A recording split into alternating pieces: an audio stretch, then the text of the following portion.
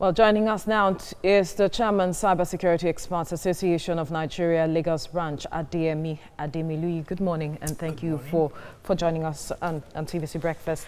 Now, we know these days a lot of Nigerians have fallen prey when it comes to hackers and issues of cybersecurity.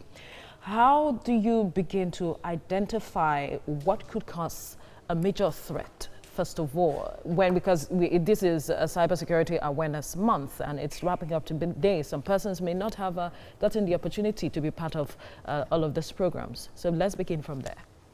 Okay, we must know some internet user, which is popularly known as netizen.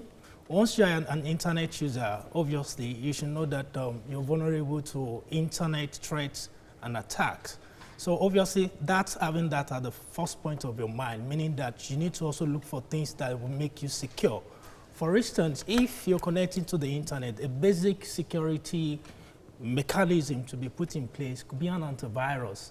An antivirus protects your system or protects your mobile phone from the basic viruses or intrusion. A lot of people believe antiviruses don't work on phones, especially. Yeah, you're correct to a certain extent. I mean, when you want to talk about security, I mean, with the use of the internet these days, the attackers are becoming more sophisticated in the way they launch their attack. So obviously, antivirus alone cannot really protect you from maybe a kind of sophisticated attack. So you need multiple layers of security control or protection to guide you, to prevent you from any attack, either from virus, from malware, or even from phishing. So you need different layers of security control, not just antivirus. Antivirus is just like the first layer. And if you look back into, the security of the cyberspace, the kind of threats we begin to have, tracing it back to the issue of virus. Virus came into place around 2002. So obviously, with the kind of sophistication we have right now, obviously, antivirus alone is not enough to protect you or guide you from external intrusion of cyber criminals. Okay. All right, that brings to mind how far we have, as a country, have we come to ensuring that infrastructure in place to ensure that we have the needed protection, not just as a citizen, but governments now are being hacked. Yeah, you're very correct. And for the government to be hacked is not just Nigerian government alone. I know, because in other countries you've heard of systems being hacked and very vital information being gotten out. You're correct. The truth about it is this. I mean, the internet has come to stay. I mean, we don't Absolutely. have a choice. So obviously what we need to do is how do we make many steps ahead of the cyber criminal? Meaning that how do we ensure that we have the right security controls in place to mitigate against this intrusion of sophisticated attacks.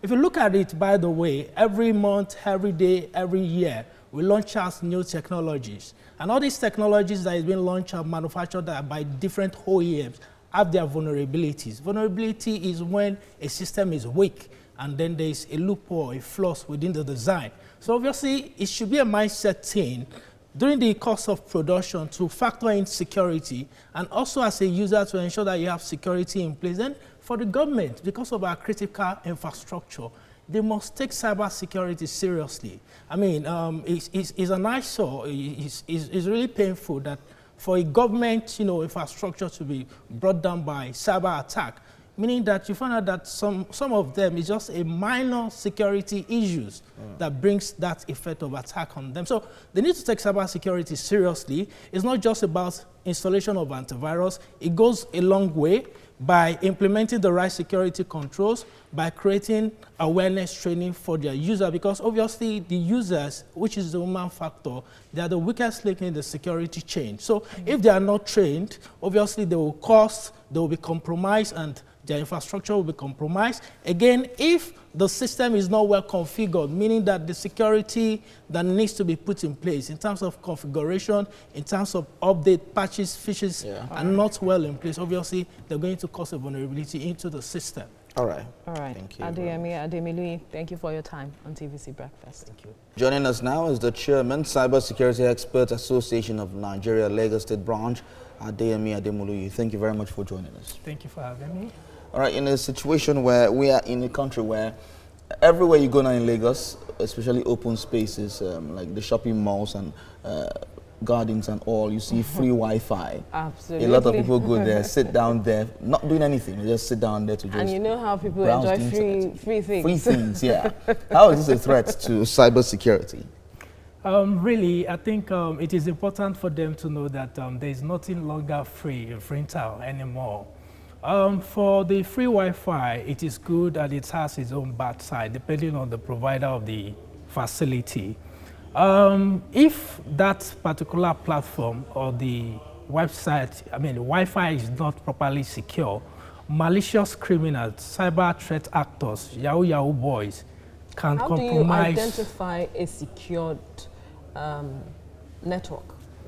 Okay, for you to identify a secure network, one, it has to do with the provider, and then also you yourself who wants to use the network has to ensure that what you are connecting to the network is secured, and you have the security mechanism on your devices, either your mobile phone, your computer systems, your laptops, and ensure that the security is up to date before you connect to it. In fact, the truth about it is that you have to be wary of what you are connecting your system to. Because on the other side, if they don't take adequate security measure in ensuring that the platform is secured for use, you can fall a victim of cyber attacks. So how can the federal government come into play in this matter? Because we see that largely data is still expensive in Nigeria, and a lot of young people consume this data. And so since it's that expensive, they go to these open spots to make sure that they use free Wi-Fi. The governments are doing a lot, and I think they need to do more. And what that means is that the internet is a very powerful tool for development for the youth.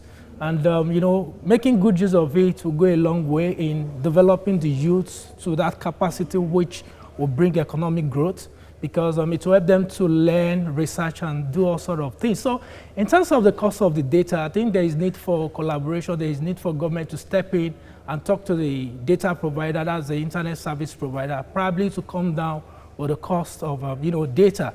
In advanced countries, internet is offered for free at strategic locations. Well, here, does it have to do with infrastructure? The power to drive internet sits on infrastructure, and obviously that infrastructure, is a bit expensive for the provider. So if the government can come in, there's a way they can, pump in money into the infrastructure so that it doesn't really become too much burden on the providers. All right. Thank you very much for talking to us. Joining us now is the Chairman, Cybersecurity Experts Association of Nigeria, Lagos Branch, Adeyemi Ademiluyi. Good morning. Thank you for joining us. Thank you for having me. Now, moving forward now, how do we know the internet has come to stay. How do we begin to build structures in place that would secure the internet space, not just for the government, for the people, and also that we encourage the education of people to understand that they need to be secure out there? Okay, in terms of structure, the government are doing a lot in terms of policy driven, but there is need for them to really do more. And then, there's something that we used to say in the context of information security, that cyber security is not just the responsibility of the government, but it's a collective responsibility. Obviously, the government are playing their part. For individuals, too, who are the internet users, there is need for you to also play your part. And as an organization, you also have a part to play. For instance, apart from the fact that the government is putting policy in place, there is need for them to champion that room for awareness training and education so that they can enlighten the public on what they are doing and how to best utilize or leverage on government policy. As an organization, if you are an internet provider, there is need for you to ensure you have security platforms, security of your infrastructure, so that your customers, your users are secure using your platform. As an individual, you don't need to also depend solely on the service provider alone. You also need to ensure that you do your due diligence by ensuring that your devices have security protection. Because obviously, I mean, we've seen a situation where an organization is breached and the customers are being affected. Absolutely. I mean, it won't really get to that if the customer itself has a security protection on his or her devices. But there are different layers of security protection. One layer might not be able to secure. Like WhatsApp now, two-step verification. Two-step verifications on WhatsApp. But how do we ensure that with the different layers we are safe and we can actually use those layers to protect ourselves? The concept of multiple layers of security tells you that in case security A fails, okay, you can launch back to security B. Okay. And that is what WhatsApp is actually telling you to do.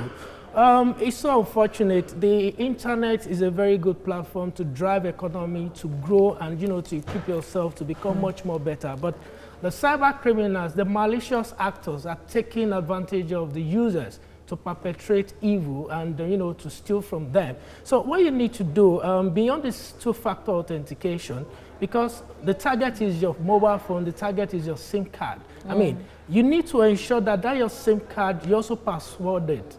Because if you use your SIM card to do some basic transaction, the malicious actors, who are these Yahoo boys, who are these threat actors, they can actually dip their hand into your SIM card, put it on another phone, use the code, because the code is publicly available on the net, and use it to transfer money from your account. So what you need to do is you need to also password your SIM card so that even if at all they take advantage of your mobile phone or they replace your SIM to another phone, they won't be able to do that without providing that security code. Okay. So it is very, very important.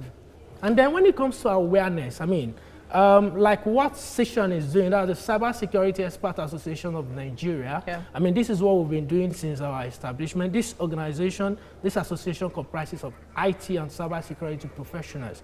We create awareness. And part of what we are doing in this month of October is to champion the room for awareness to educate people. We know that cybersecurity and cyber attack, they are two phenomena who have come to stay. So we're also following the threat of the National Cybersecurity Alliance, which works together with the FBI, that's the US Homeland Security, to drive awareness. So what we do is, we don't just stay in school to create awareness, to give people cybersecurity tips on how to protect themselves. We also go to institutions. For instance, some few weeks ago, we're in Lagos State to actually educate and create that awareness so that the staff, the employees, they can protect themselves and be more secure while dealing with the internet users. Adeyemi Ademiluyi, thank you for your time. Thank you for having me.